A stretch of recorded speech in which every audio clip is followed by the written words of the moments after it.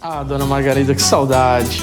Bom era o tempo que a gente ficava junto, né? Era bolo de cenoura, bolo amanteigado com cobertura de chocolate. Eu te mando as receitas, viu? Porque saúde aproxima. Apvida. Saúde pra valer.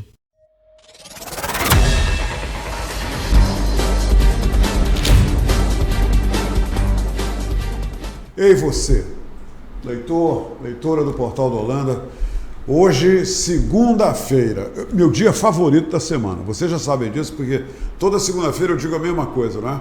E para quem está nos vendo agora pela primeira vez e não sabe por que eu gosto tanto da segunda-feira, eu digo rapidinho. Sabe por quê?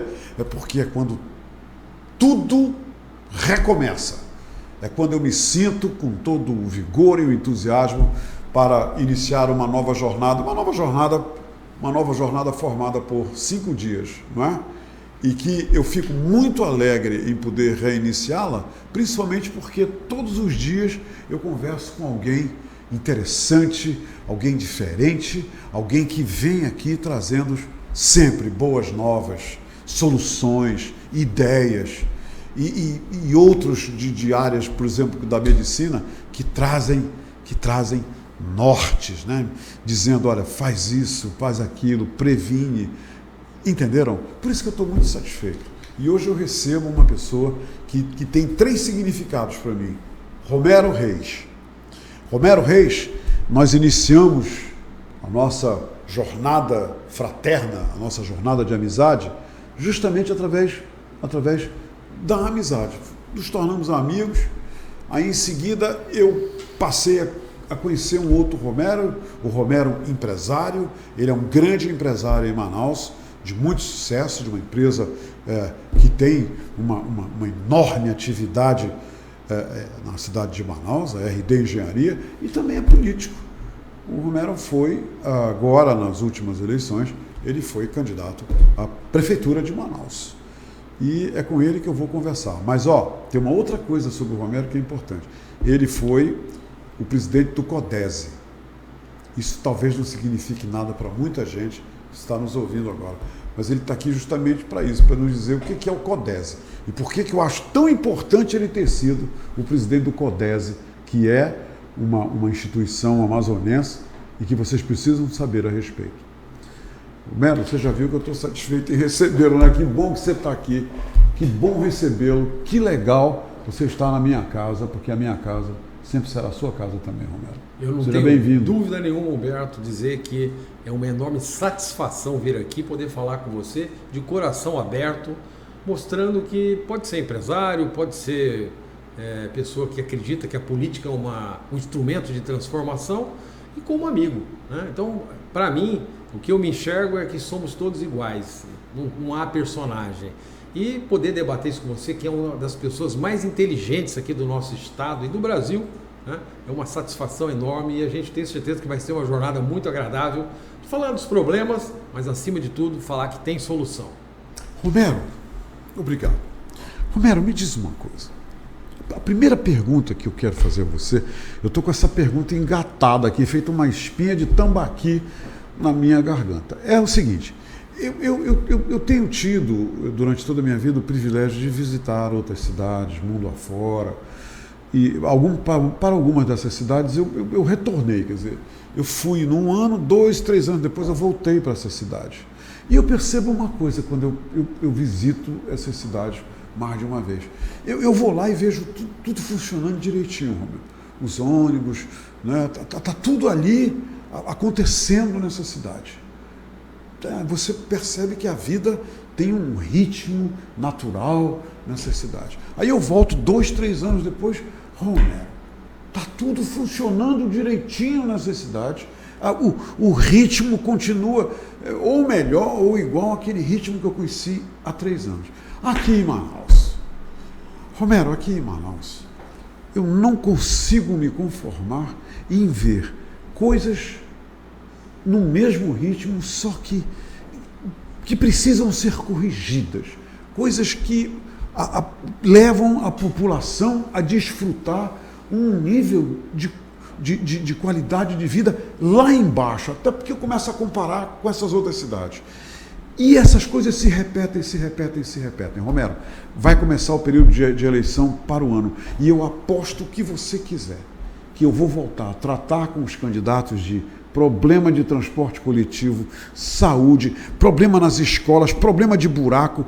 Esses problemas vivem sistematicamente frequentando as entrevistas que eu faço aqui. Me diz uma coisa, agora a pergunta. Romero, qual é o maior problema de Manaus? É a falta de soluções permanentes? Porque todo mundo vem aqui, aponta uma solução, vai estar sendo feito, está sendo corrigido, vai melhorar. Aí chega na eleição defendendo as mesmas coisas que 4 anos antes estavam dizendo que iam melhorar. Por que faltam soluções permanentes para Manaus, como eu vejo nas cidades, quando eu visito fora do Brasil, ou até mesmo algumas cidades do Brasil, que eu já visitei, que eu gostei? Humberto, primeiro eu quero responder a sua pergunta falando sobre a questão do CODES, né? O Conselho de Desenvolvimento Econômico Sustentável e Estratégico da cidade de Manaus. O principal objetivo dessa instituição é inserir Manaus entre as 10 melhores cidades brasileiras para se viver e trabalhar. Quer dizer que isso é possível? Possível plenamente. O problema é técnico? Pode até ser. O problema é de gestão? Também. O problema é dos dois? Com certeza, né, dessas duas áreas, mas eu acho que falta uma coisa que é fundamental para que a solução seja implementada. Falta vergonha na cara dos nossos dirigentes. Eles não estão preocupados em fazer aquilo que o contribuinte quer. E quando eu falo contribuinte, muita gente pode pensar, esse cara é um empresário, ele já ganha milhão e por isso ele está vindo aqui esnobar, paga imposto. Não. O cidadão que está lá na periferia, está nos escutando agora, que compra 1 quilo de alimento, de carne ou de arroz, ou uma cebola, ou um tomate, ele está pagando imposto, então ele é contribuinte. E o que nós percebemos aqui? Que os gestores públicos, tanto do Estado quanto da Prefeitura, não têm respeito com o contribuinte, com o cidadão, com as pessoas. Nós não temos que combater desigualdade, Humberto. Nós temos que fornecer oportunidades, porque o ser humano é desigual. Se eu trabalho 12, 14, 16 horas por dia, de domingo a domingo, é natural que eu progrida. Aliás, numa sociedade de bem, de homens livres de bons costumes, só existe uma maneira de progredir, é através de trabalho árduo. E o que a gente percebe aqui? Que os nossos gestores, nada pessoal contra quem passou, que é muito responsável pelo que nós temos aí no Estado e na Prefeitura, quanto aqueles que estão aí. Nada contra o governador ou contra o prefeito, mas é uma questão de conduta, é uma questão de querer fazer as soluções técnicas de gestão serem colocadas a serviço do cidadão. E de forma permanente? Capaz de inserir Manaus entre as melhores cidades. Agora, com uma frota de ônibus antiquada, com saneamento básico menos de 10% na cidade, com problemas de infraestrutura históricos, como nós temos aqui, com uma máquina pública super inchada, com cargos comissionados que recebem e que não entregam serviço de qualidade. Nós não vamos conseguir inserir Manaus entre as melhores cidades brasileiras. Então o que precisa? Falta vergonha na cara. Falta vontade política de deixar de se preocupar com a reeleição, que esse é um dos cânceres do nosso país. Quem senta na cadeira e acaba sendo eleito pelo voto, graças a Deus, o Brasil é um dos maiores países democráticos do mundo e a tomada do poder sempre passa pelo voto, isso é muito maravilhoso e assim deve continuar, né? Não faz aquilo que o cidadão, que o contribuinte quer. Ele começa a pensar no seu partido, ele começa a pensar na sua posição pessoal e aí o interesse coletivo fica totalmente submetido aos interesses individuais, míopes, de partidos e de lobos políticos. E é por isso que a nossa cidade, e é por isso que o nosso Estado não avança. E dizer que os políticos são corruptos, grande parte deles são, porque está aí os escândalos todos, não é o cara ser processado, não, é o cara ser sido julgado, é provas contundentes que estão lá, usando fórum privilegiado, por isso não vão para a cadeia. Mas quem está doente não é o Congresso, que a gente sabe, né?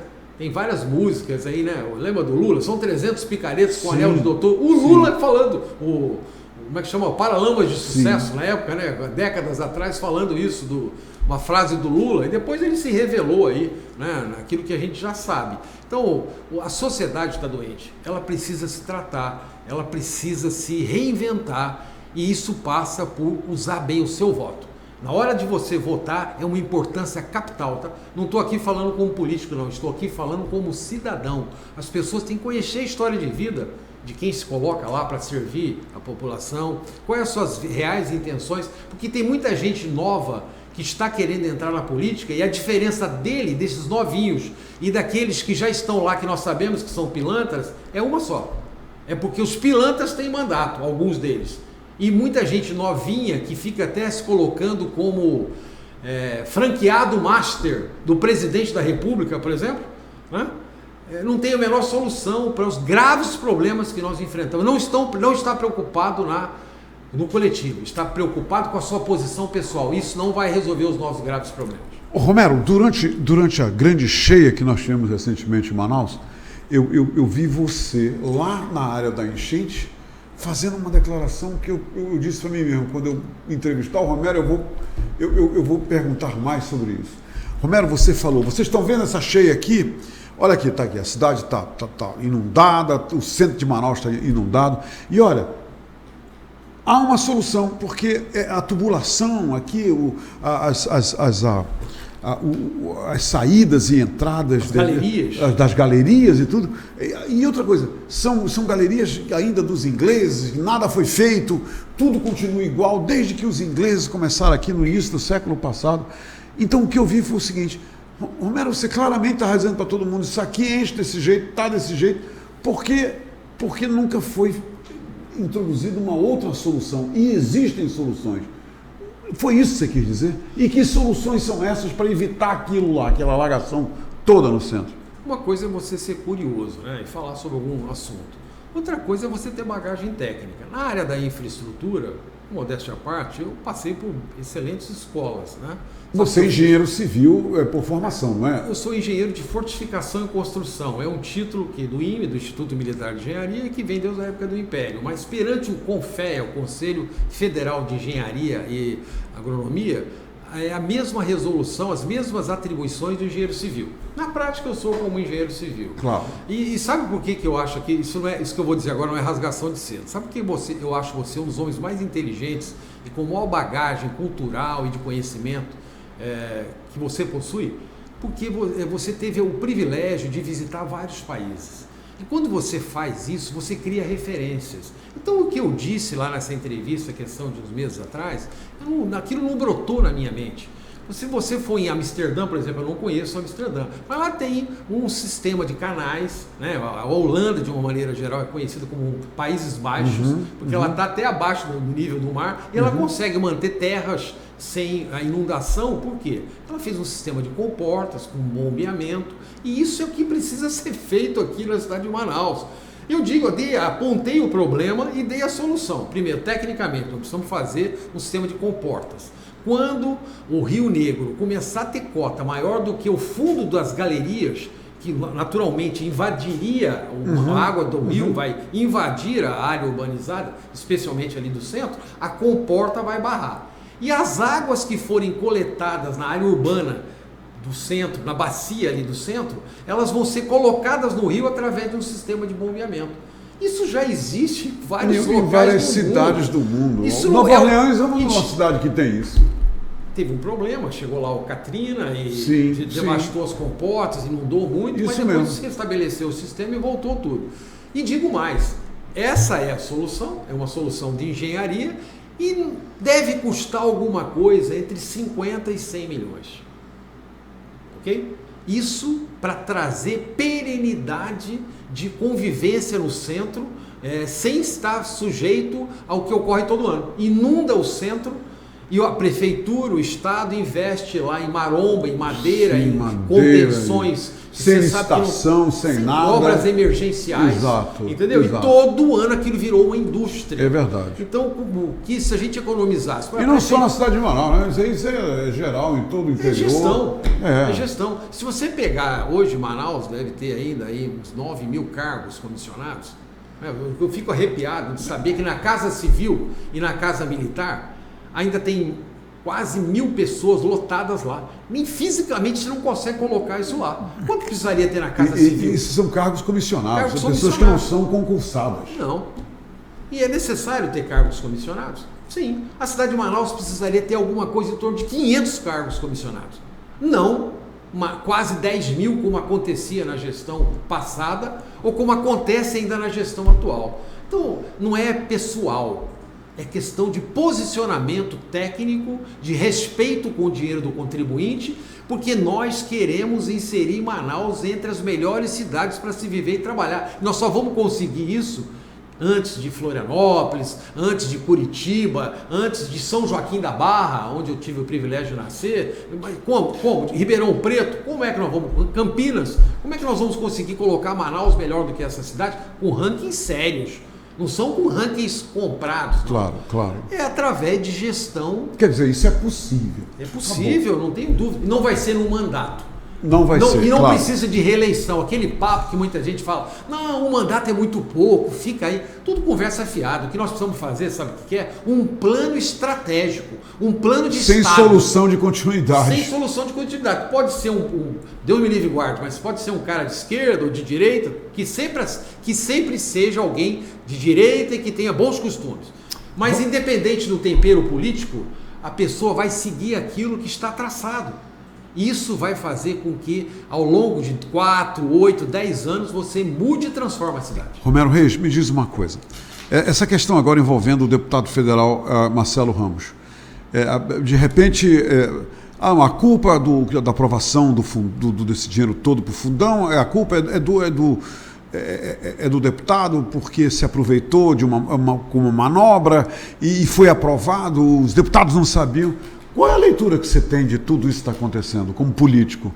Olha, eu vou responder isso como pessoa, porque eu já disse para você que uma coisa é que você pensa sobre você, outra coisa é que você, que é meu amigo, as pessoas me veem, como elas me veem, e outra coisa é como realmente nós somos. Então, para mim, o lado político, empresarial ou pessoal é o mesmo.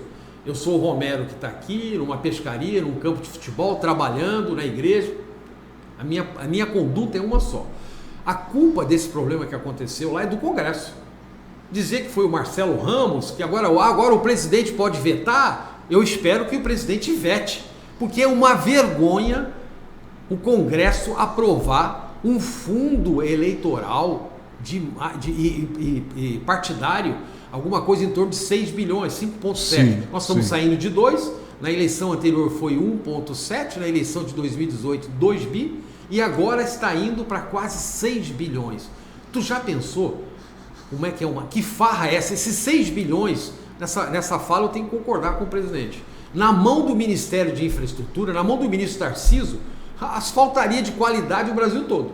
6 bi daria para fazer pavimentação de várias BR-319. Pare para pensar. Então, agora, colocar isso na mão de lobos políticos, dono de partido no Brasil compra helicóptero. Dono de partido anda de carro blindado. Dono de partido paga salários absurdos nos seus partidos.